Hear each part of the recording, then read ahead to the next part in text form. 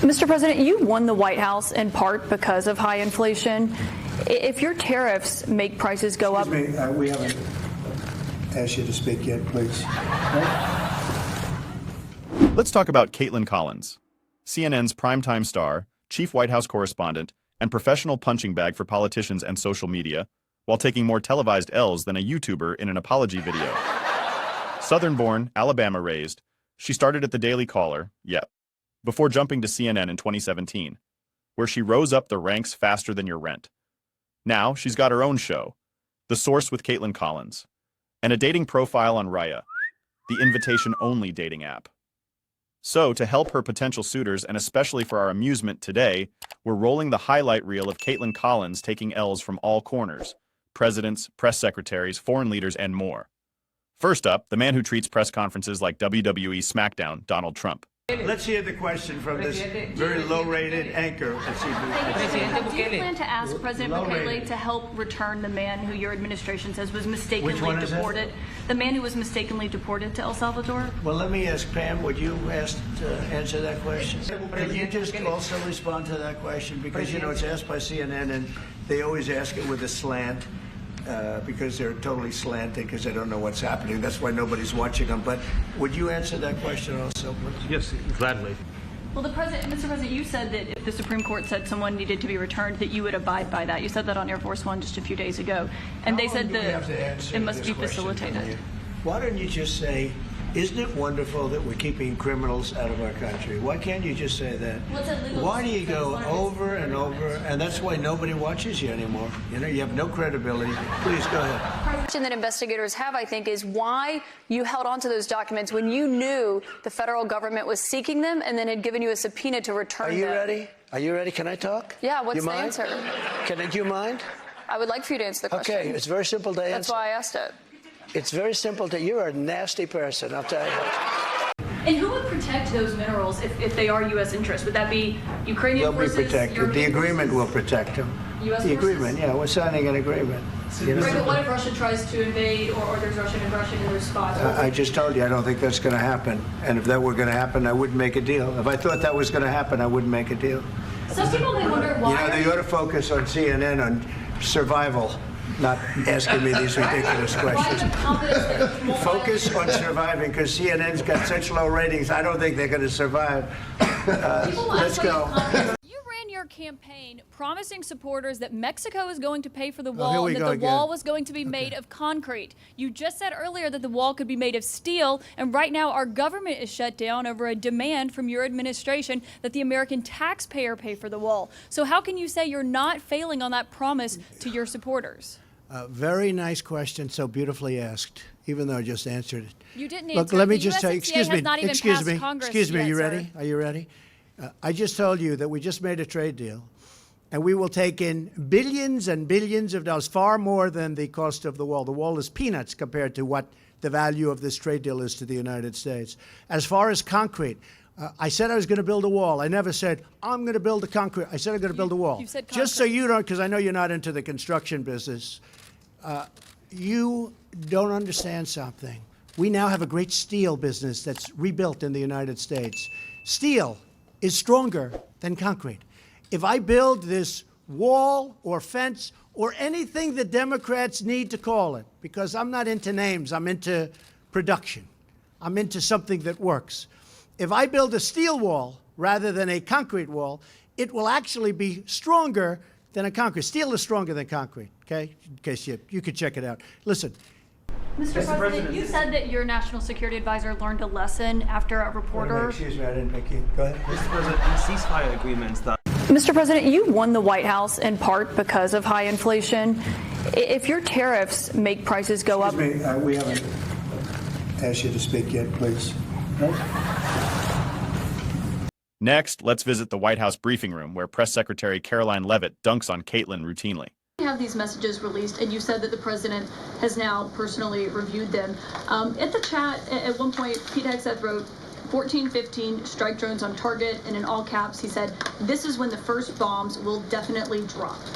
Does the president feel that he was misled by his national security advisors, whoever it was that told him there was no classified information in there, now that he's seen these messages? I've now been asked and answered this question 3 times by the both of you, and I've given you my answer. The president feels the same today as he did yesterday. Okay, Philip. and on my follow-up on what you had just said. Go ahead, Philip. Caitlin, I'm not taking your follow-up. I have a follow-up on something you just said, though, Caroline. That's Caitlin, regarding I'm not Jeffrey taking Goldsberg. your follow-up. Philip, go ahead. I have called on you. But first on the president's post overnight, saying that the pardons that were issued by President Biden preemptively to members of the January 6th committee, that they're now null and void.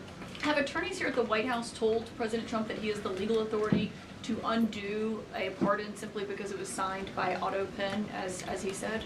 The president was begging the question that I think a lot of journalists in this room should be asking about whether or not the former president of the United States, who I think we can all finally agree was cognitively impaired. I know it took people some time to finally admit that, but we all know that to be true, as evidenced by his disastrous debate performance against President Trump during the campaign. I digress on that. But the president was raising the point that did the president even know about these pardons? Was his legal signature used without his consent or knowledge? And that's not just the president or me raising those questions, Caitlin. According to the New York Post, there are Biden officials from the previous White House who raised those questions and wondered if the president was even consulted about his legally binding signature being signed onto documents. And so I think it's a question that everybody in this room should be looking into, because certainly that would propose perhaps criminal or illegal behavior if staff members were signing the President of the United States autograph without his consent. Biden is on the record talking about issuing preemptive pardons to these people. But was he aware of his signature being used on every single pardon? That's a question you should ask the Biden White House. Is there any evidence on that he wasn't aware of it? You're a reporter. You should find out. Okay, Sean. Moving internationally, here's Caitlin taking a big L from foreign leader. Can President Bukele weigh in on this? Do you plan to return him? Well, I'm suppose you're going to suggest that I smuggle a terrorist into the United States, right? It's always how can I return him to the United States? Like, I smuggle him into the United States, or what do I do? Of course, I'm not going to do it. It's like, the question is preposterous. How can I smuggle a terrorist into the United States? I don't have the power to return him to the United States. When it comes to Burns, we can't forget that Trump administration officials are always ready to pounce on her at a moment's notice. With the group chat and how this was used, you are a member of the cabinet. You obviously know these other members, several of them who were in there. Is this typical for the cabinet to have conversations over Signal? Is this something that you use? Well, Caitlin, Senator, you undoubtedly do not want to talk about the VA. I have a question as VA Secretary. As Cabinet, I want to ask you, because I've been curious about this, because my job is to take care of veterans, and I would like to know why CNN is hostile to veterans, especially one in Florida, where you just had a $5 million defamation suit taking offense at a veteran who was trying to help people. In fact, one of your employees actually said, we're going to nail him. I have a question for you, Caitlin. Is that employee still employed? Are you really concerned about veterans? So if we don't want to talk about veterans now, you want to talk about everything else, I'd like to hear from CNN as the Veteran Cabinet Secretary why CNN seems to have a problem with veterans.